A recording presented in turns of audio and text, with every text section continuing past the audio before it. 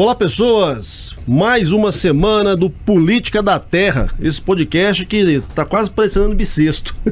A gente tenta fazer regular toda semana, mas tem hora que dá uns migué, porque tem uma galera, vou falar a verdade agora aqui, o deputado tá aqui, não vai deixar mentir. Tem uma galera que marca e dá o bolo na gente, aí complica nosso parangolê aqui, é difícil. Não, tem uns vereadores aqui de Goiânia, amigo, que... Pessoal, tá ponto de música no Fantástico, tanto que já desmarcou com a gente. Pois é, mas a gente segue firme e forte aqui pra falar de política, de um jeito que você entende, de um jeito que faz sentido pra sua vida e conversando com pessoas que estão dentro da atividade política. Então, se você tiver alguma reclamação, manda pra gente nas redes sociais, a gente manda o pau aqui também, com certeza. Então, antes de começar a nossa entrevista de hoje, quero falar pra você, ô abençoado, que tá aí e por um acaso não tirou título de eleitor ainda ou tá desregularizado, até 4 de maio você consegue ajeitar a sua vida. É de graça. Então assim, vai lá, tira o título, pega seu sobrinho que tá aí fazendo nada, só assistindo o Felipe Neto, e bota ele pra tirar o título também, porque, né, eleição esse ano é importante, e é só entrar na internet, no site do TSE, desenrola em 15 minutos. É tranquilidade. Bom, semana aí, finalizando praticamente o mês de março já, ano tá acelerado, ano eleitoral, ano acabando pesado, a janela partidária, né? Acabando a janela partidária, quem pulou, pulou, quem não pulou, não pula mais. E hoje nós vamos bater um papo com um deputado estadual que já foi prefeito, então o homem já entende de um lado do balcão e agora entende do outro também, pelo patriota Amaury Ribeiro. Seja bem-vindo, deputado, um prazer falar contigo. Prazer é meu, uma satisfação estar aqui falando com vocês. Deputado, vamos começar então pela transição, né? O deputado que já foi prefeito, ou seja, o senhor sabe como é que é estar lá no executivo, tomando chibata de vereador, sabe como é que é ter que administrar e ter às vezes pouco recurso, ter gente tentando puxar para um lado, puxar para o outro, e agora você tá do outro lado do balcão, né, tentando aí influenciar o executivo estadual. Como é que foi essa mudança na sua forma de ver a política? Eu já comecei lá atrás no Legislativo, eu fui vereador. Fui vereador por 4 anos e já senti a diferença, porque quando eu fui vereador, nós éramos 9 vereadores. Eram 8 base do prefeito e eu de oposição. Vixe. Aí depois eu virei prefeito, aí o jogo virou. Era 8 vereadores de oposição a mim durante os 4 anos e 1 de base, 1 de situação. Então eu já conheço mais ou menos como que funciona o Legislativo. Fui prefeito durante 4 anos e hoje sou deputado estadual. A diferença é absurda, né? O prefeito tem a caneta na mão, tem o poder na mão. E o vereador ou o deputado só legisla e quando muito, no meu caso, vereador, põe nome em rua, né? Infelizmente o poder do vereador é muito pequeno. Do deputado não é muito diferente, não é muito diferente. A questão que é âmbito estadual e agora nós temos as emendas impositivas que ajudam e engrandecem aí os deputados. Então acaba que o deputado ainda tem condição de fazer mais alguma coisa pelos eleitores. Tem pelas emendas impositivas, senão deputado seria só um degrau a mais do vereador. Entendi. E como é que é essa questão de uma hora você tá lá dando pancada, tá na oposição, outra hora tão na oposição contra você. Como é que foi lidar com essa virada de chave? Porque você acabou de falar, né? Você tava no momento onde você era oposição ao executivo, depois você era executivo e o povo tava lá pra te comer também. Como é que era esse negócio? Eu fui oposição de um prefeito picareta, de um tremendo picareta. Então, não tinha como, né? E você sabe como que funciona a política, infelizmente. E depois eu virei prefeito. Aí 8 foram oposição porque eu não quis dar emprego pra mãe, pro pai, pro filho, pro papagaio, pro periquito. Eu não cedia a essas situações aí e os vereadores lá na época, a maioria queriam benefícios e eu não dava. Não viraram oposição porque era um prefeito corrupto ou desonesto. Tanto que durante 4 anos que fui prefeito, eu não tenho nenhum processo, nenhuma denúncia que foi feita que tenha sido considerada pelo Ministério Público da Câmara Municipal. Para você ver que 8 vereadores oposição e não conseguiram uma única denúncia contra o prefeito na época que era eu. Bacana. E no caso foi prefeito de Piracanjuba e hoje, acredito, representa enquanto deputado estadual o pessoal daquela região ali, né? Se tu pudesse pensar, como é que tá hoje para aquele pedaço de terra do Goiás ali a situação com a atuação do atual governador, já que agora você está na Assembleia Legislativa e sua visão tem que ser mais macro? O governador ainda continua tendo maioria. É claro que depois que se assume o poder existe um desgaste, isso é normal. né? O governador pegou um estado em dificuldades e as pessoas esperavam que ele fizesse muito, mas quando a gente senta na cadeira, a realidade é outra. O estado foi pego aí com funcionalismo sem receber, dívidas absurdas, um déficit de mais de 3 bilhões anuais, o que é um absurdo. E com o tempo o governador vem tentando regularizar a ordem financeira da casa. E para que ele fizesse isso, ele teve que ter punhos de ferro, né? Teve que tomar decisões impopulares, principalmente frente ao funcionalismo público. Isso, claro, que gera indisposição, desgaste, né? Mas eu acredito que o governador vai ser reeleito aí com a margem tranquila de votos. Tá certo. E no caso, deputado, a gente está enfrentando esse ano, né, um ano eleitoral, onde a princípio o cenário está com o Caiado despontando, porque até as oposições não se articularam ainda. A gente não sabe de fato quem é que vai fazer frente. Como é que está dentro da Assembleia? Porque a preocupação do povo é que no ano eleitoral para, né? Muita coisa para andar ali dentro parece que não vai. E vocês acabaram de voltar do recesso um pouco mais prolongado, porque teve lá a mudança de sede, mudaram a casa. O que a população pode esperar ainda esse ano do Legislativo Goiano, perdão? Eu posso falar por mim. Por mim, pode esperar que eu vou continuar sendo o que eu sempre fui, frequente nas sessões. Eu acredito que eu nunca faltei uma sessão sem uma justificativa, e justificativa palpável. Ou eu estava em uma reunião importante do governo, ou eu estava com algum problema de saúde, mas problema de saúde eu acredito que nenhum motivo. Eu não tenho faltas por motivo torpes na Assembleia. É claro que isso acontece, e ontem mesmo eu fiz esse questionamento, tivemos a falta aí de vários deputados, inclusive a sessão chegou a ser encerrada por falta de quórum para se votar projeto. Isso é vergonhoso para a casa. Eu espero que quando adentrar o período eleitoral isso não piore mais do que já está, mas infelizmente isso acontece, é praxe, né? Todo mundo vai para suas bases eleitorais, vai correr o estado e se esquecem da sua obrigação, que ainda são deputados, ainda nós temos projetos a votar e trabalhar. Uhum. E pensando nisso, pensando em toda essa movimentação que está tendo dentro da casa, eu andei conversando com algumas pessoas também, e aí, como esse ano está um ano muito bagunçado, a gente não sabe com certeza como é que vão ser as chapas, mudou regra, o foco está na eleição para deputado federal por conta da cláusula de barreira, a gente não sabe da tal federação, quem que vai juntar, quem que não vai, como o Vitão falou, janela partidária acabando, mas depois ainda tem um prazo para federação, ou seja, se o cara pular para a canoa errada e depois juntar o trem dele, vai dar ruim. O que você está acompanhando lá dos seus companheiros lá? Porque tem 45 cabeças ali que tá preocupada. Tá um balaio de gato. Tá todo mundo perdido, porque a ordem eu acredito que ficou errada. Nós temos até o dia 2 para filiar. E os partidos ainda têm um tempo para definir com quem vão e aonde vão. Então é uma situação complicada. Eu vou te dar um exemplo. Eu sou base do governador Ronaldo Caiado. Me filio um partido que eu acredito que vai ser base do governador Ronaldo Caiado. Lá na frente esse partido decide que não vai ser base do governador Ronaldo Caiado. E aí? Como é que eu fico no meio desse fogo cruzado? Uhum.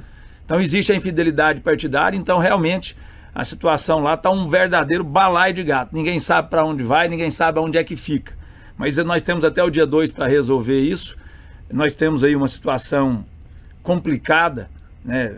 É a primeira eleição que os deputados disputam sem essa coligação que havia, toda essa estrutura, e eu acho que isso prejudicou e prejudica muito.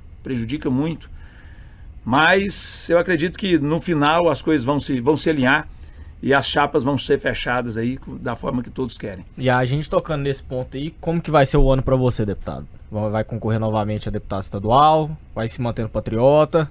Provavelmente eu venho a deputado estadual. Existe uma pequena possibilidade que eu saia deputado federal, existe uma pressão para que eu venha deputado federal, mas eu não tenho muito tesão naquela Brasília, não. Meu tesão é curtinho lá. Já ouvi de outras pessoas também que não tem muito interesse em pular para aquele lugar, não, porque lá é mais complicado. Teve alguém que estava aqui que comentou isso, que chegar lá para ter mais 511 companheiros ali na Câmara, ninguém 40. Mal saber seu nome. 40 aqui já não é difícil a convivência, há brigas, há discussões pesadas. E lá, que são 500, aqui eu consigo subir na tribuna toda semana e falar o que eu quero, do jeito que eu quero. Lá você consegue usar uma tribuna, lá usar um microfone lá para falar de 2 em 2 meses, de 3 em 3 meses, e olha lá. Os meus projetos aqui são votados, quando você pega ele pro rabo e olha, e são projetos importantes que a maioria dos deputados aprovam, com 30 dias nós conseguimos votar um projeto. Começar e terminar um projeto, até menos um projeto de deputado.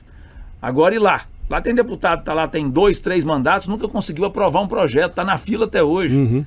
Então, eu, sinceramente, tem deputado que tá lá que ninguém nem sabe, os próprios colegas não sabem que é deputado federal, que fica lá na casinha do fundo, em pé, porque se brincar nem cadeira tem para sentar.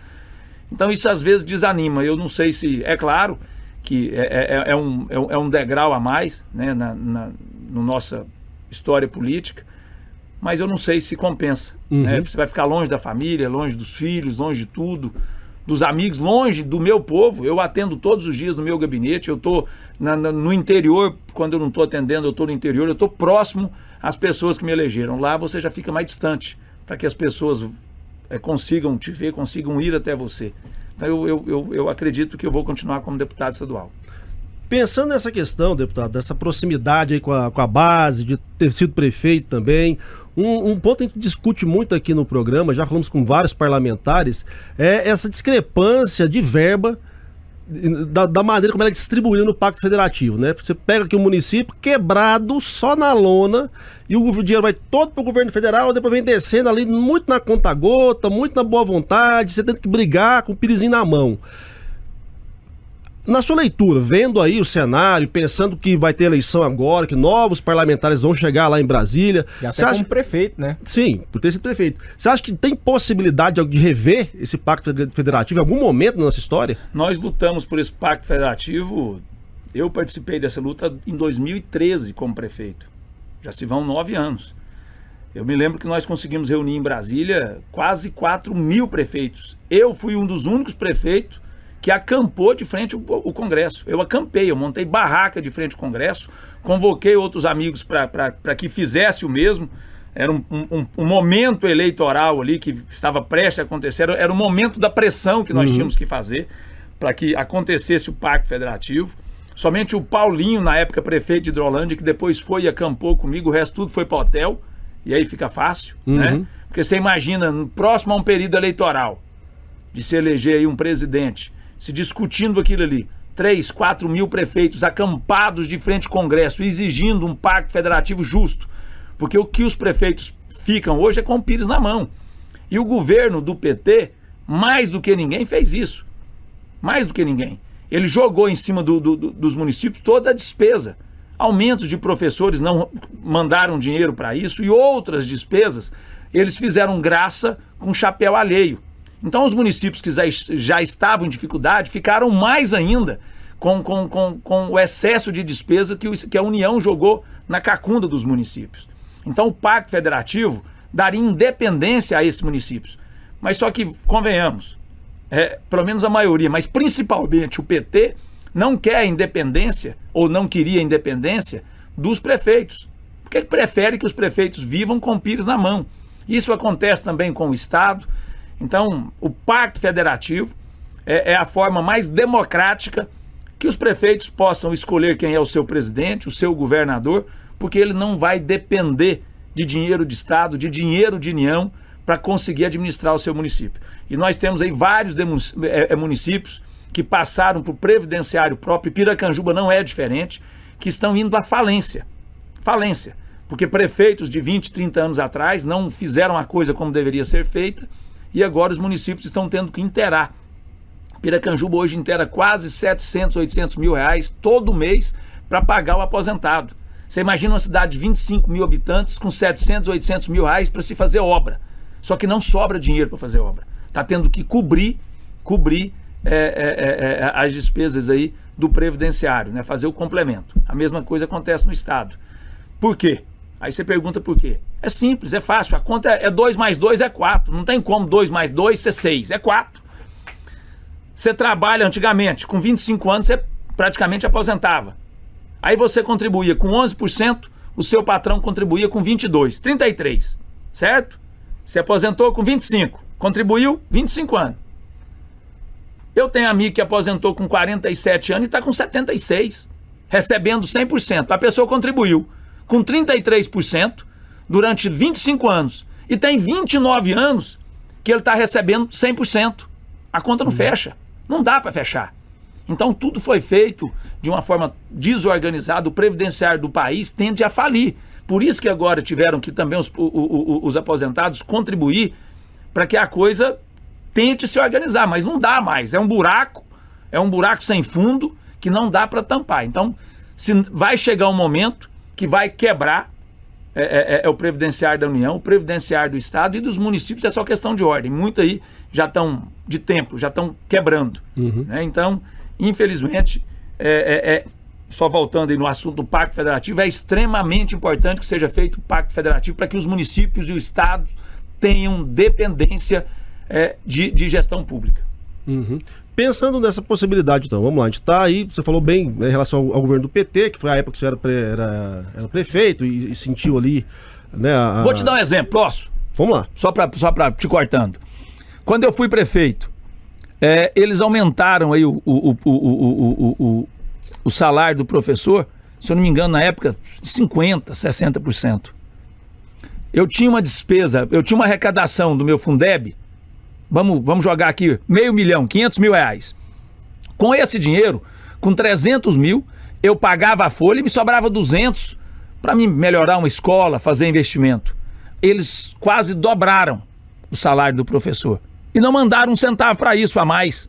Então, aonde eu gastava 300, passou 600. Passei a gastar 600. Aí eu tive que tirar muita despesa, que era da educação, eu tive que passar para o administrativo da prefeitura. Então, o que eles fizeram foi um absurdo, não de dar o aumento, mas não de mandar dinheiro para que os municípios pagassem esse aumento.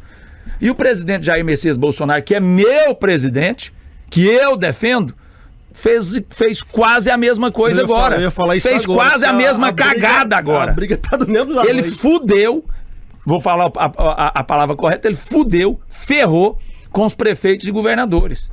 33% agora, né? 33%. E a maioria não dá conta de pagar. Como ele jogou lá em cima, a coisa vem de cima para baixo, é lei. É obrigado a cumprir. Quem não cumpre está recorrendo à responsabilidade.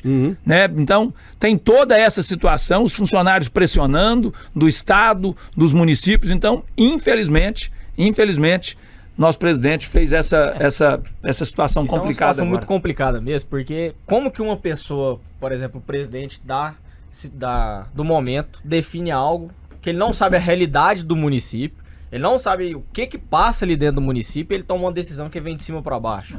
Não tem lógica alguma nisso acontecer, cara. Mas se a gente for pensar assim, friamente, cada um tá preocupado com a sua farinha, né? O cara quer resolver cada um tá preocupado com... Dele. Vamos usar a palavra correta? Assim. Posso usar? Vai lá. Cada um tá preocupado com o seu rabo. Ué. O dos outros que se foda pra lá. Ano eleitoral, todo mundo quer fazer essa própria graça. Então, infelizmente, não dá pra ser assim. Tem que ter a interlocução, tem que se falar, tem que se dialogar. Não dá. Os municípios pouquíssimos municípios estão conseguindo pagar. Pouquíssimos, o estado de Goiás não consegue pagar. Não consegue. Vai inviabilizar, aí vai começar a atrasar salário de professor, vai começar... É difícil. Não dá. O ICMS da gasolina tem que baixar. Eu também acho. Eu queria ter gasolina de R$2. Mas se você retirar, mesmo você tirando todo o ICMS da gasolina, ela vai continuar alta. E se você fizer isso aqui dentro do Estado, que hoje a arrecadação do Estado, mais de 30% é ICMS do combustível, nós não vamos ter dinheiro para pagar folha de funcionário, para manter saúde, para manter educação, para manter segurança pública. Você não tem noção agora, parece no que eles fizeram agora, vão baixar 20 centavos no litro do diesel. Vocês viram vocês viram passando ontem o que isso vai acarretar a menos para cada estado? 20 centavos a menos no litro de diesel. Você imagina quantos litros? Então, todo o gestor público, ele quer diminuir valores, né, para a sua população. Quem não quer baixar aqui? Que gestor público não quer reduzir ICMS para baixar para a sua população o custo? Que gestor público que não quer dar um database digno ao seu funcionário? Quem que não quer? Nós vivemos de voto. Dependemos de voto. Né? E às vezes temos que tomar decisões impopulares porque nós somos gestores. E não, eu costumo dizer que eu fui eleito na Assembleia e disse isso numa fala minha esses dias e criou uma grande polêmica quando os professores foram lá xingar, vaiar, e eu disse, espera lá, vocês são educadores. Alguns professores foram lá e xingando os deputados, né? Eu falei, mas vocês são professores, vocês deveriam pregar educação. Agora vem cá xingar, vocês protestar é uma coisa. A base ia falar, eles xingavam. A oposição ia falar que ia votar a favor dos 10%, que foi o aumento, eles xingavam. O que estava lá em pauta era 10,16 de aumento da database. Ou você votava sim, ou você votava não. Se você votar sim, o que acontecia? Ganhava os 10,6. Se você votasse não, Não ganhava. não ganhava. Eles queriam que nós votasse não. Eles queriam 30%, mas lá não tinha 30%, tinha 10,16. Se nós votássemos não, não ia ter nada. Então não dá pra entender. E aí começaram a xingar, vaiar de palavrão e falar, principalmente eu, né? Chapeludo, butinudo, ô certo, seu corno, seu viado, é assim. Esses eram os professores que estavam lá. E eu critiquei, pera lá, vocês são professores. Ensinam educação. Que educação é essa? Se vocês não querem 10%, estão achando ruim, então eu vou votar nada, eu vou votar contra. E isso ganhou rede social, editaram o que eu falei, mas é a realidade. Eu disse, não é o que vocês merecem, mas é o que o Estado consegue pagar. Eu não dou para minha família o que eu queria dar, eu dou para ela o que eu consigo dar. E você é a mesma coisa. Deputado, essa lógica que a gente vive no Brasil do cobertor curto, que é o tempo todo você tem que descobrir a cabeça ou descobrir o pé. Na sua visão, já como homem público, como político, já está aí uma estrada já percorrida, né, tanto no executivo quanto no legislativo. Qual que é a sua visão? O que que dá para fazer nesse país para acabar com essa agonia que, né, ficar rico, ficar pobre, não desenrola? Meu companheiro, eu sinceramente não tenho explicação esse país. Nós somos o país que mais paga imposto no mundo. E não temos de volta os benefícios desse imposto. Não temos. Não temos uma saúde decente nesse país. Não temos uma educação que poderíamos ter nesse país, uma educação de primeiro. Sabe, o único lugar que eu vejo uma educação de primeiro mundo? Dentro das escolas militares. Dentro das escolas militares. Pelo menos das que eu conheço. Algumas que eu visitei, Caldas Novas e outras que eu fui conhecer. É educação de primeiro mundo, disciplina, a coisa organizada. Então falta muito ainda para se melhorar nesse país. E aí fica a pergunta, puta merda, querem agora que o PT volte, que na época do PT era um luxo, tudo era bom, tudo era... Que luxo? Que dia que nós tivemos uma saúde decente nesse país, uma segurança, uma educação nesse país? Na época do PT, uma roubalheira danada. Aí entrou o Bolsonaro, tá tentando tampar o buraco até hoje que o PT deixou. Até hoje, estão tampando buraco. Da Petrobras, do BNDES, do Previdenciário, saquearam esse país de todas as formas possíveis que poderiam saquear. Esse país foi saqueado pelo PT. E agora querem algumas pessoas que o PT volte, porque na época do PT era bom. Mas o PT roubou, mas fez. Vai a puta que pariu quem fala isso. Roubou, mas fez. Isso é vergonhoso um cidadão falar isso. Roubou, tem que ir pra cadeia. Ah, roubou, mas fez. Isso é vergonhoso, vergonhoso. Vamos pensar então, nesse governo do Bolsonaro, que já está aí indo pro quarto ano, né? Estamos no quarto ano do governo já. O que faltou então para que hoje a situação, pensando assim, na eleição, agora tivesse mais confortável? Não ter tido pandemia. Não ter tido pandemia. Infelizmente, o Bolsonaro pegou um país arrebentado, assim como o governador Ronaldo Caiado pegou um estado arrebentado. E me entra uma pandemia que ferrou com todo mundo. Nós perdemos bilhões de arrecadação no estado de CMS. Tudo fechou, tudo parou. A União, trilhões, 4 trilhões, a gente nem sabe falar o número. Só o que eles pagaram. Pagaram para as pessoas não passar fome. Pagaram não, né? Ajudaram. Como é que chama? Perdi o nome do trem. Com o auxílio? O auxílio. Só esse auxílio que o governo federal pagou, você imagina o que se poderia fazer de dinheiro. Foi muito dinheiro. Foram trilhões que foram pagos. Então pegamos um país, o azar do presidente e a sorte nossa foi ele estar lá. O azar ele ter pegado uma pandemia e a sorte nossa foi ele estar lá. Porque se tá ruim, poderia estar 10 vezes pior. Porque tá em dificuldade, porque saiu muito dinheiro, deixou de entrar dinheiro, mas não tem roubo, não tem corrupção. Ah, mas é porque o pastor lá falou que o prefeito tinha que dar 15 mil. Foda-se o pastor. Fez a merda, tem que ir pra cadeia. Se era lobista. Agora o presidente não tem nada a ver com isso, não. Eram bilhões que eram roubados nesse país. Então, o que aconteceu foi isso.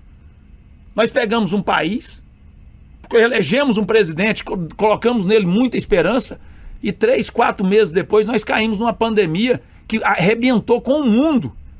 Arrebentou com o mundo. Eu achei que nós íamos demorar décadas para recuperar. Estamos recuperando de avião a jato ainda. Mas o buraco ficou, porque foi muito dinheiro que saiu e continua saindo, porque tem muita gente passando fome nesse país ainda. Tem muita gente passando fome. Eu queria ver, se fosse o PT que estivesse lá, com a roubalheira que eles faziam, o que tinha virado essa nação. Tinha virado a Venezuela. Tinha gente catando comida no lixo para comer. Não, mas isso acontece hoje em dia, né, deputado? Pouco. Direto aparece matéria aí, o pessoal pegando isso sempre aconteceu no lixão, sempre teve. Não é agora, porque... Mas nós nunca tivemos um presidente que ajudasse a população com tanto dinheiro como ajudou, mas também nunca foi tão necessário. Também nunca teve a pandemia. Foi o que eu estou falando, nunca foi tão necessário.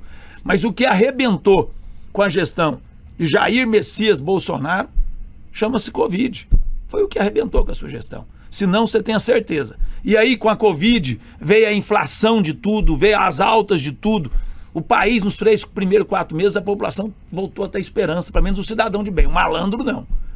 E aí veio a pandemia com 3, 4, 5 meses e a coisa já virou, já começou a aumentar, já começou a faltar mercadoria, já começou inflação de tudo, loucura, nego a aproveitar, porque o que teve de gente que ficou bilionário por culpa dessa pandemia, gente vagabundo, canalha, que se aproveitou com exame, com vacina, com tudo. Porque o brasileiro é oportunista. Eu sou brasileiro. Eu não estou falando que não.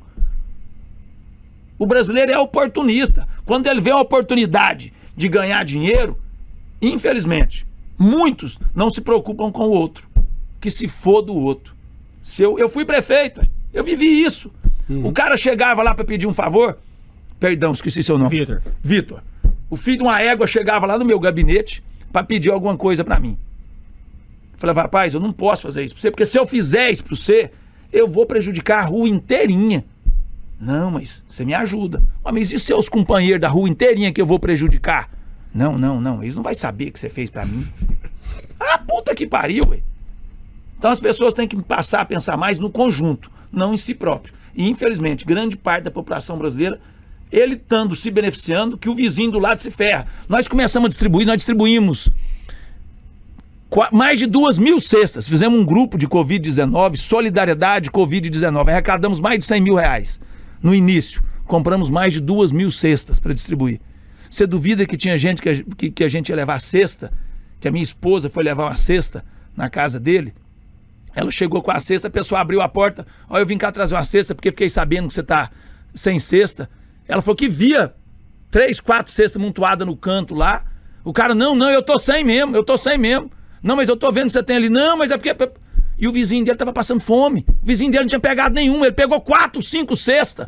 Porque foi malandro, foi lá onde tava entregando cesta, pôs a mãe, pôs a filha, pôs a amante, pôs a rapariga, tudo pra ir lá pegar a cesta pra ele. E o vizinho dele não tinha ganhado nenhuma. Passando fome, e ele não tinha coragem de pegar uma daquelas cestas que ele ganhou e dar pro vizinho. Infelizmente, o ser humano é podre. Nós tá passando da época, ô Vitor, de ir pra extinção. Tem que acabar. Ô deputado, mas então, pegando a sua fala, eu tenho que perguntar. Pegando a sua fala, no governo, o tamanho que é o governo federal, tem gente. Você acha mesmo que não tem corrupção nesse governo? Existe, é claro. Deixa eu te falar uma coisa. Não tem como não ter. Eu era prefeito de uma cidadezinha pequena, Piracanjuba. E mandei vagabundo embora que superfaturou nota fiscal. Não dá pra não ter corrupção. Você não consegue ter os olhos nos 4 locais ao mesmo tempo. Você não consegue. O ser humano é pilantra. Você não consegue. Mas corrupção descarada, deslavada, como havia na época do PT, mensalão, petrolão, BNDES, é claro. Nós vimos aí. Isso pra mim, querendo ou não, é corrupção. Um pastor que vai lá, que faz lobismo pra liberar dinheiro. Eu não acredito que o dinheiro estava sendo liberado para ele, porque sabiam que ele estava pegando dinheiro. Ele usava o poder que ele tinha de frente, no ministério ali, e eu fui prefeito. Eu fui prefeito. Tinha gente que precisava de alguma coisa de alguma região que eu dava preferência. Aí, eu dava preferência a alguma região. Ó, tal região eu quero que tenha preferência. Pronto. É uma região que me ajudou mais, é uma região que eu gosto. Eu quero que vocês deem mais atenção para aquela pessoa lá, para aquele povo lá. Então, o que aconteceu dessa a questão do ministério, porque eu não acredito que o presidente pediu isso, mas, né, o presidente pediu para dar mais atenção pro pastor e tal. E o vagabundo do pastor, que é pilantra, ia lá nos prefeitos, falava, eu consigo lá para você, mas por 15, por 20 mil reais. Quem foi o picareta foi o pastor. Não acredito. Um ministro, um presidente, que vai se corromper por 15 mil reais. Nem o Lula, quando entrou com os filhos dele, lavava zoológico, se corrompia por 15. Então, essa é a realidade. O buraco ali ainda vai ser maior ainda, então estão investigando. Mas vamos lá. Então, já definimos que tem corrupção sim. Tem como não ter, tem gente no rolê. Tem gente no rolê. Vamos pensar então 2023. Vamos lá, 2023, passou esse ano, acabou, se Deus quiser. Bolsonaro ganhou? Que seja, Bolsonaro ganhou, você tá lá de novo na Assembleia, se foi esse mesmo o seu objetivo. Como é que vai ser uma nova legislatura, um novo governo a partir do ano que vem, que se tudo correr bem, Deus abençoar, já não vai ter mais o peso da pandemia, né? O que seria a expectativa aí, então, para uma retomada? E lá na Assembleia também com uma reformulação grande, né? Porque muita gente ali acha que vai nem ser candidato, né? Eu acredito que uns 50%. Ou mais. Muita gente vai concorrer a deputado estadual, muita gente também não vai reeleito. Então vai ter uma reformulação. Mas o buraco, perdão, eu tô ruim da questão. Marcos e Vitor. Marcos, o problema é que o buraco tá feito. Essa pandemia ainda vai demorar a população se recuperar. Você sabe o que eu fico puto? O país volta ao normal, mas uma terça de construção que custava R$100, que foi, tô chutando, ela não custava isso. Ela custava 50, foi para 100. Ela não vai voltar para 50. Ela vai voltar para 80. Não vai. O mundo vai voltar à ordem normal, a girar normalmente, mas os aproveitadores vão se aproveitar. O cara que vendia o aço, o que é que subiu para ele? Para ele ir lá e pegar o aço, extrair o aço? Não subiu nada. Subiu nada. Porque houve paralisação, o mundo parou, as pessoas deixaram de produzir. Certo, mas voltou ao normal. Se voltou ao normal, vamos voltar. Não vai voltar. Nunca volta, né? Nunca volta. O dólar baixou agora, mas nada baixou de preço. O combustível não está baixando, não vai. Então, infelizmente, Marcos, vai demorar muito tempo para que o poder aquisitivo das pessoas volte. O meu salário, vamos lá, funcionalismo público teve 10% de aumento. É pouco? É pouco. Merecia mais? Merecia mais, mas é o que o governo pode pagar. Eu sou deputado estadual. Meu salário, eu recebo R$17 mil. O meu poder de compra é um salário bom. Um salário bom, né? Até falei para os professores lá que estavam xingando lá, deputado, candidato, vem ser deputado, é porque nós não temos candidato, vem ser, passa por tudo que eu passei, né?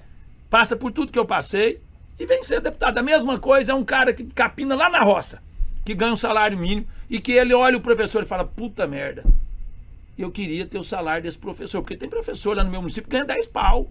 10 pau. 10 pau. 9 pau, 7 pau. Então, assim, é muito. É o merecido. Aí, aquele cara que trabalha na roça ganha um salário mínimo, queria ter o salário do professor. Estudasse. Virasse um professor. Aí eu queria ter o salário do deputado, porque o salário... Beleza. Passa por uma disputa política. Houve os desaforos que eu já ouvi na minha vida. Tem o perfil que eu tenho de mandar nega puta pariu quando precisa, porque eu sou sincero. Beleza. Agora, o que não dá é para as pessoas quererem, eu critiquei isso esses dias, eu fui numa entrevista, a pessoa criticou o seu salário. Eu falei, o que arrebenta esse país não é o salário do político, é a corrupção. O meu salário, o salário dos outros políticos no país é o de menos, é a corrupção. Ah, mas o político tem muito benefício. Beleza, tem. Mas eu não tenho, as pessoas acham que eu tenho plano de saúde limitado. O meu plano de saúde é IPASGO, eu que pago, é descontado do meu salário. Eu não tenho auxílio aterno, igual as pessoas acham que eu não tenho isso. O pessoal vê o que acontece em Brasília, acho que no Assembleia é igual. Beleza, querem xingar? Xinguem o judiciário. Eu tenho uma vontade tão grande numa entrevista e o cara começar a falar merda pra mim e falar assim, você é um frouxo. Fala do judiciário. Porque eu vou te falar uma coisa, ninguém tem mais benefício nesse país do que o judiciário. Isso é um fato. Eu ganho R$17 mil e recebo R$17 mil. Tem juiz que o salário dele é 30 e ele recebe 200. Fora os benefícios. Vai lá no STF, é uma vergonha. mas só querem bater no político. Por que bater no político? Porque é fácil. É fácil, é bater em cachorro morto. Não, e pra mim o pior é quando o juiz é pego com pilantragem, a pena máxima é ser aposentado. Então tá. Você sabe por que eu sou político hoje? Você sabe a minha história? Diga lá pra nós. Em 2008 eu era comerciante. Eu era um peãozinho de roça, um bostinha de roça. Com muita honra e com muito orgulho. Peão de roça. Tenho orgulho em falar isso. Dormia em cômodo que do lado de Paiol com meus 20 anos de idade, com o rato caindo em cima de mim. Até meus 20 anos de idade. Comprei um pequeno comércio na minha cidade. Tirando leite, de peãozinho, inseminando. Juntei um dinheirinho, comprei um botequinho. Esse estudo seu aqui dá 3 dele. Pra vender fita cassete. Lembra da fita cassete? Eu vendia fita Vitão, cassete. não lembro disso não. Eu não vi. E disco vinil, Vitão. Olha lá no Google, disco que põe na fita cassete que você vai Tinha achar. muito vinil aqui ainda sobrando. E aí eu fiquei nesse comércio uns 16 anos. Entrou um juiz na minha cidade. Eu já estava... Isso foi em 2008. E eu já tinha sido chamado para concorrer à eleição de vereador. Eu era um cara muito bem quisto na cidade, comerciante há muitos anos. Todo mundo me queria bem. Mas eu nunca tive nojo de político. O cara me chamava e falava, ó, não gosto, não quero, porque eu descobri que é o que eu imaginava que é o que eu descobri. Só isso. Aí não entrava. Aí o juiz impôs na cidade uma lei seca. Uma lei seca. E nessa lei seca ele começou a prender comerciante. Ele chegava numa conveniência, tinha que fechar meia-noite. Era 00:05, o cara tava comendo alguma coisa lá fora, o cara esperando para fechar, ele mandava prender o comerciante. Que isso? Chegava num pesca e pague, 00:10, era para estar fechado. Prender. E fecha. Prendia e fechava o comércio. E começou a prender. Fechou 12 estabelecimentos na minha cidade. Uma cidade fodida, sem emprego, e o cara chegou lá 30 dias fazendo pânico na nossa cidade. Eu doido da cabeça, toda vida eu nunca fui muito normal. Eles me chamaram para ir na rádio dar uma entrevista, falar sobre isso. Eu fui. E falei. Que o juiz estava pondo o cidadão de bem na cadeia, onde é que ele ia pôr o bandido? Que ele estava prendendo só cidadão de bem. Que nós não éramos marionete dele, para ele fazer o que ele estava fazendo. Ele não gostou do que eu disse. Fez uma audiência comigo. Ao que eu saí na porta da rádio, tinha um policial, um oficial de justiça. O juiz quer falar que o trouxa foi, achando que era... Nem imaginei que era essa bosta desse trem que eu tinha falado. Cheguei lá, tinha já 2 viaturas de polícia no fórum. Ele tinha mandado chamar o promotor, fez uma audiência comigo. Ele me sentou como se eu fosse um bandido. 4 policiais na minha cacunda, que falaram pra ele que eu era louco. Aí sentou um promotor, chamou um advogado público e me cagou. E a acusação era o quê? Reclamar de mim. Não, você tem... Porque eu fui na rádio falar do que ele fez. Pois é. Você tem 24 horas pra ir na rádio pedir desculpa, se retratar. Se você não for, eu vou te pôr na... Falou direitinho. Se o senhor não for, eu vou te pôr numa cadeia que não tem advogado, não tem habeas corpus que te tire dessa cadeia que eu vou te colocar. Moral da história. Deu as 24 horas, eu não fui. Ele mandou outra intimação pra mim. Me deu mais 48 horas pra mim me retratar. Eu mandei, eu nem assinei. Falei pro oficial de justiça, fala pra ele que eu não vou e pra ele vir cá me prender se ele for macho. Ele não foi me prender, mas mandou a polícia me prender. Eu fiquei 15 dias preso, sendo tratado como um bandido. Todos os caras que estavam na minha cela, nós éramos 8 presos na cela, estuprador, assassino, traficante, eu fiquei numa cela comum, dormindo numa jega, e quem limpava a cela era eu, porque eu era o corró da cela, o mais novo da cela. O mais novo da cela. Ou eu pagava pra limpar, ou eu limpava. Ali pra mim era um preso comum, eu ia pagar pra quê? Eu tinha um dia inteiro pra ficar à toa coçando o saco. Limpar a cela pra mim era bom. Até pra passar o tempo. Até pra passar o tempo. Fiquei 15 dias preso. Humilhado. Pra mim, os presos que estavam ali, assassino, traficante, chegava a visita, saía rindo, batendo palma. Eu só saía da cela algemado. A ordem dele, eu só saía algemado com a mão pra trás. Meu advogado ia lá, eu ia ver meu advogado algemado, com a mão pra trás. Então, ficou pessoal mesmo. Pessoal, ele queria me humilhar. Ele chegou aí lá na cadeia, na cela, eu lá no fundo da cela, ele mandar o diretor, chamou a Mauri aqui, que os presos escutou. O diretor me chamou na cela, ele olhou em mim, hora que eu cheguei na cela, ele e o diretor parado na grade da cela, os dois, ele olhou em mim, balançou a cabeça, tipo assim, ó. Te peguei. Quem manda é eu. Riu, saiu rindo e foi embora. O diretor ficou olhando em mim, era meu cliente na loja, o diretor. Falei, Mauri, não entendi. Beleza. Saí, fiquei 15 dias preso, saí. Saí, houve-se uma revolta na cidade, porque eu era um cara... E candidata para mostrar para ele que você não é o bandido que ele falou que você é. Eu, como cidadão comum, não pude falar. Como vereador, você pode. Você tem foto, você pode. Pá, candidatei. Fui o vereador mais votado da cidade. Ganhei eleição. Na próxima, virei prefeito da cidade. Em 2018, virei deputado, ó, eu conto e rupio.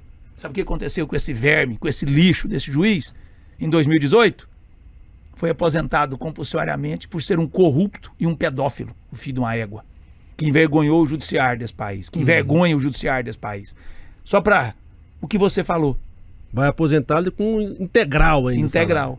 É isso que acontece. Então, criticam os políticos, critiquem o judiciário. Por que não critica? Porque não tem peito, não é macho para criticar.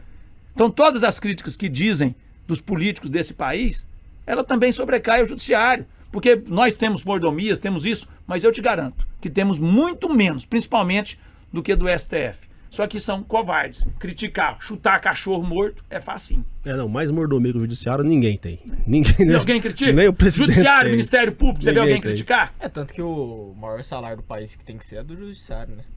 Pode ter um salário maior. Era- Ou do STF, né? Era pra ser o teto. Sim. Era pra ser o teto, né? Como o deputado falou, tem juiz que recebe 300 não, mil na lapada no mês. Você sabe quanto que eu ganho meu salário? 17 mil, falei aqui. Se eu aposentar hoje, ficar 10 anos, 5 mandatos como deputado estadual, eu for aposentar, sabe com quanto que eu vou aposentar? Com teto. Você sabe, o meu salário é 25 mil reais, bruto. Eu pego 17 e pouco. Olha o quanto eu pago. Olha o quanto eu pago. Eu vou aposentar com teto. Se eu ficar contribuindo aí 30 anos como deputado, vou aposentar com 6 mil. O judiciário aposenta com 6 mil? Com teto. E pra ficar 30 anos no mandato, tem um rala danado também, que não é tão fácil não, né? Então você Já entende, passou no Marcos? Então, concurso assim, público, acabou. Só que chutar cachorro morto é muito mais fácil. Chutar político é muito mais fácil. Então, comecem a... Eu quero ver o macho. Esses dias eu vi até o Datena, que eu respeito muito. Gosto do Joel, filho dele, meu companheiro. Mas eu vi o Datena esculachando político. Eu queria que ele esculachasse o judiciário, o STF, por mordomia, por benefício, por ter cargo, por ter isso, por ter aquilo, por ter direito a isso. Não tem. Na Né? verdade, tem que se dar o peso certo e as medidas certas pra tudo. Você vai botar nos políticos, no judiciário, no legislativo, no executivo, em todo lado. E o problema é que, e aí eu sou obrigado a fazer essa crítica, eu já fiz ela em outras questões também, em outras situações. O problema muito grande, deputado, é a maneira como isso é exibido para a população. É. Só fica feio na foto quem é político. Raramente você vê, de fato, o judiciário sendo exposto dessa maneira mais Nós temos tensa. 75 mil reais no gabinete. Sabe para que esse dinheiro é usado? Não é para mim. Ele é usado para... Eu tenho até 75 mil reais para contratar gente para trabalhar dentro do meu gabinete. O dinheiro não é meu. Eu posso... sobrou! Opa, é meu, vou pôr no bolso. Não é meu. Se eu contratar 30, 40 mil, eu só vou gastar 30, 40 mil. Então, eu tenho 25 mil reais para despesas de gabinete. Que se eu precisar de um assessor jurídico, um assessor contábil, se eu precisar pagar material que eu faço, eu rodo absurdamente. Eu vou rodar... Quando você trabalha numa empresa e você roda para a empresa, quem que paga o combustível? O correto é a empresa pagar, né? Porque isso não compensa rodar, não. Você já imaginou se eu ganhasse 17 mil e eu gastasse 8, 7 só de combustível que eu tô rodando, porque eu rodo para a empresa. Eu rodo em serviço do Estado, né? Levando benefício. Pelo menos eu trabalho. Então aí as pessoas criticam isso, porque o cara tem... Qual outra mordomia que eu tenho? A grande verdade é que a população não sabe de fato, isso é uma coisa que a gente já falou várias vezes aqui no programa, essa distância de entendimento entre o que de fato faz o político, e aí eu falo faz, é o cara que de fato se coloca lá para trabalhar, e o que eles acham que o cara faz, né? O que é de fato para ele executar a função dele, que não é uma função 8 às 18, como é o horário normal de trabalho, né? Quem é político de verdade, quem tá em prol da população, trabalha fim de semana, trabalha feriado, trabalha de noite, de dia, porque é o povo ligando o tempo todo. Eu acompanho o político há 1000 anos, então eu sei que não tem essa, né? Quem é mandatário, quem tá ali na luta, não tem, fechei a portinha 18 horas, não me liga não, porque eu não vou atender. Se não atender, o pau canta na muleira. Marcos, a minha esposa estava em primeiro lugar nas pesquisas para ser prefeita de Piracanjuba na eleição passada. Eu não deixei ela sair. Eu não quero que minha família entre, eu já estou dentro. Eu não quero, porque você se priva da sua família. Você se priva. Um dos motivos que eu não quero ir para Brasília é esse. Você se priva. Eu vou ficar 3 dias em Brasília, longe da minha família. Aí eu vou chegar aqui, eu tenho que rodar trecho. Eu tenho que andar, eu tenho que atender. E aí? Vale a pena? Vale a pena? Eu conversei com o Dr. Zacarias Calil. Ele falou para mim, falou, deputado, eu viajava com a minha esposa, eu trabalhava feito um louco, mas eu tinha tempo para viajar. Acabou, eu não tenho vida mais. Acabou. Viaja. Deixa eu viajar, né? Tô tranquilo de férias, viajar e publicar foto que eu tô viajando numa praia com a minha família. Aí, gastando dinheiro que roubou, filho de uma égua. Eu não tenho direito. Aí pra mim, eu encaro ser deputado como um emprego. Talvez as pessoas não vão gostar do que eu vou falar. É a primeira vez que eu falo isso em uma rádio. Eu encaro ser deputado como um emprego. Eu recebo para isso. Eu vivo disso, do meu salário. Deixa eu te falar, quando eu virei vereador, eu vendi minha loja. Eu já tinha posto ela à venda porque eu queria matar o juiz, né? Porque ele me prendeu. Eu vou vender e vou embora de Piracanjuba, porque senão se eu ver ele aqui, eu vou, né? Só que o último ato dele, quando ele mandou me prender, foi a última coisa que ele fez como juiz. Ele mandou me prender, o filho de uma égua, e foi ser juiz lá em Porongatu. Então eu não vi mais a cara dele, mas eu pus minha loja à venda. Eu queria ir embora de Piracanjuba.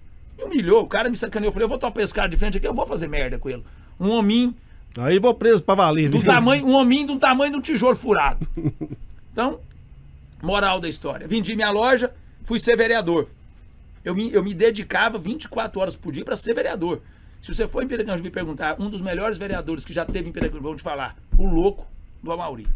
Eu era burrinho, licitação, fraude. Eu pegava e denunciava, e pau, e ferro, e queria brigar com o prefeito, e dando essa pituca em vereador.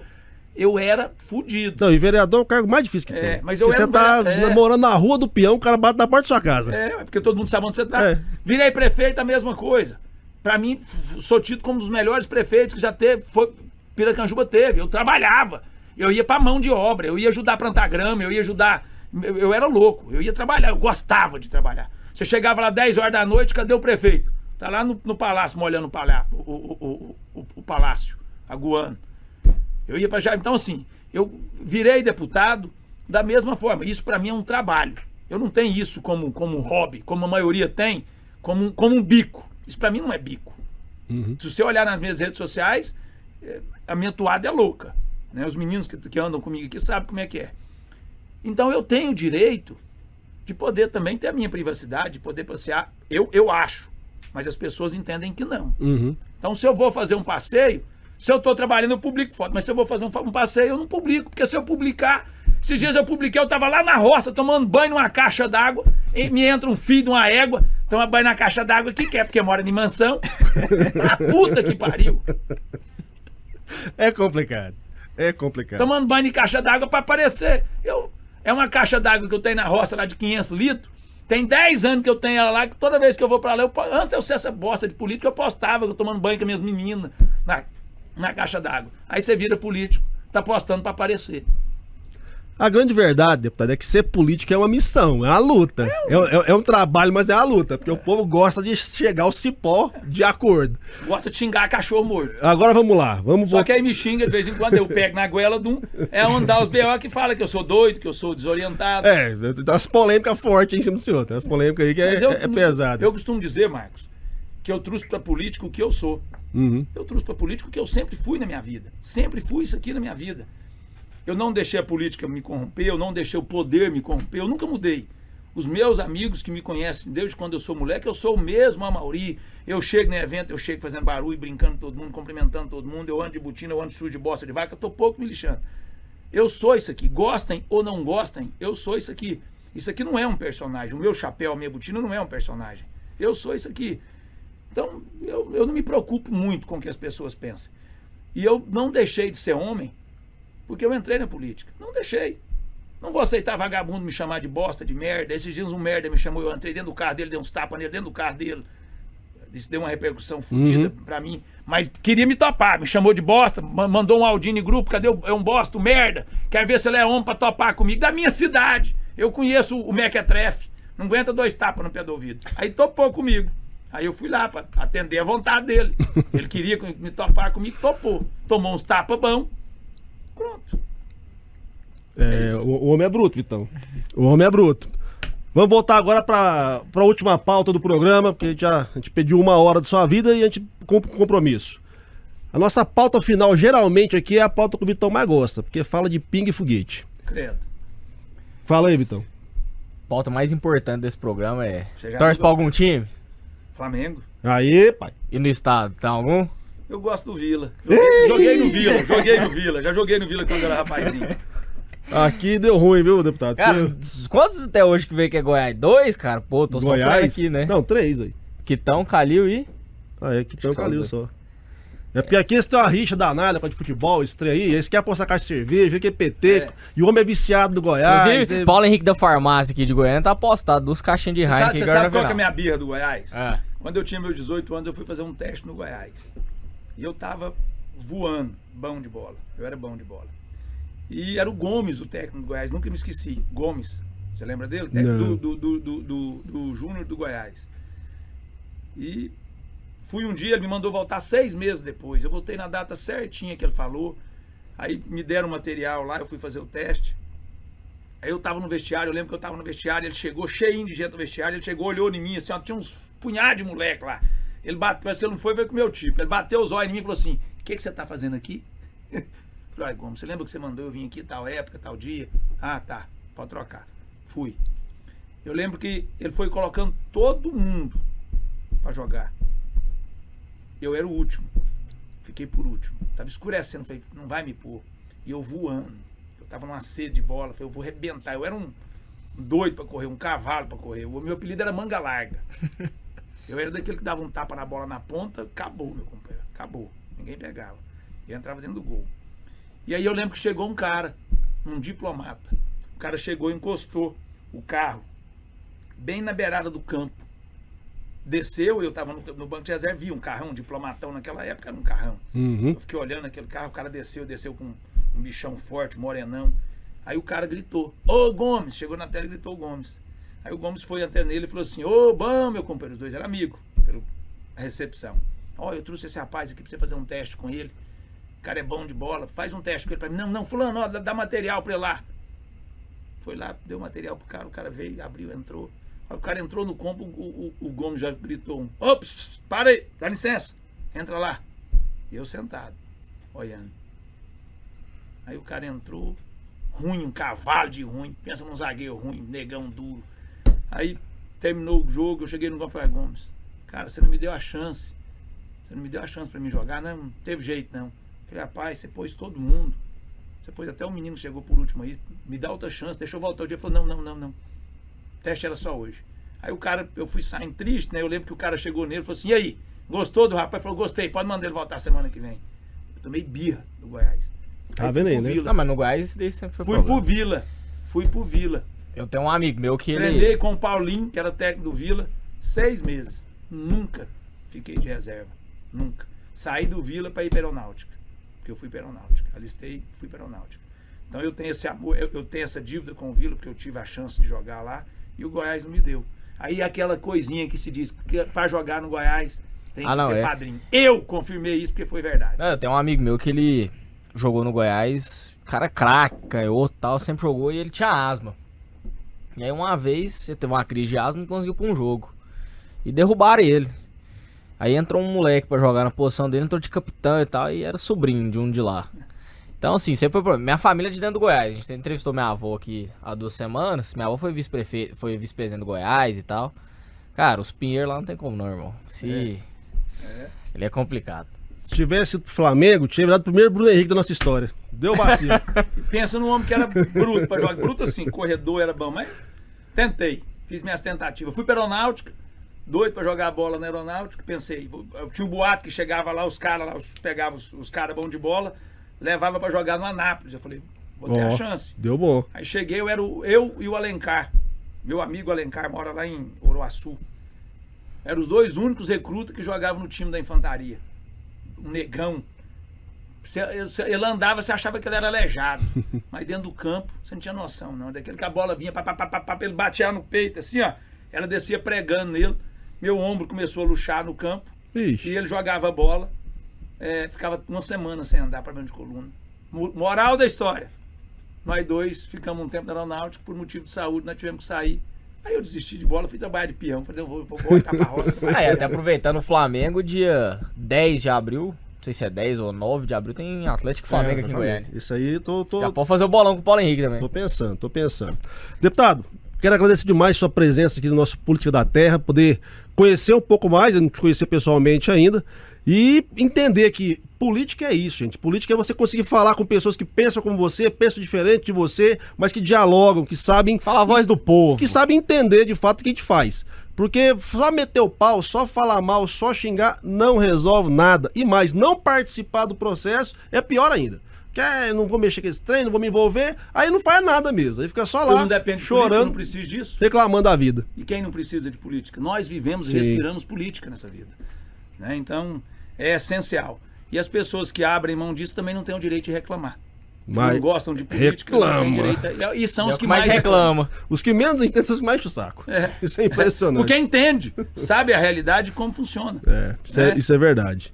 Bom, então, espero que a gente possa voltar a falar. Esse ano eu sei que vai ser corrido, né? Você tem aí mandato para cumprir, tem eleição para correr, mas a gente vai estar aqui, se tudo correr bem, semana a semana, batendo papo com o nosso pessoal aqui do YouTube, o pessoal do Spotify também.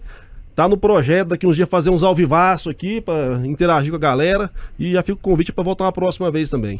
Estou à disposição de vocês, Vitor, Marcos, obrigado aí pelo espaço. E meu nome é Pronto. Sempre que me chamarem, eu estarei aqui nessa prosa. E a prosa é boa. Eu gosto quando me deixam falar. Eu não tenho essa frescurinha, eu não posso falar palavrão. Não, a graça é assim. Então, a prosa é boa quando ela é aberta. Uma hora passou tão rápido aqui, ó. Pois é, aqui a nossa ideia é falar como o povo fala na rua, o povo se entende, o povo vai desconversando, vai desentendendo, vai tem entendendo gente que vem aqui falando umas palavras difíceis que nem nós não entendemos, aí é foda também. Então, beleza, mais um pra conta, fechamos. Valeu. Semana que vem já tem programação e pelo menos uns 3 programas pra frente, não vai ter mais falhas, se Deus abençoar, ninguém vai dar o cano a gente, nós vamos conseguir ter a frequência da semana de novo. Polêmicas vão surgir daqui até pra semana que vem. Quem vai fechar a janela partidária, nós vamos ver quem foi, quem não foi, quem ficou, quem rodou, quem tá desesperado porque não sabe como é que vai fazer com a vida agora depois das federações. E nós vamos continuar aqui falando da política que mexe na sua vida. Não é isso? Exatamente. Então, pessoas, valeu demais, até semana que vem. Valeu!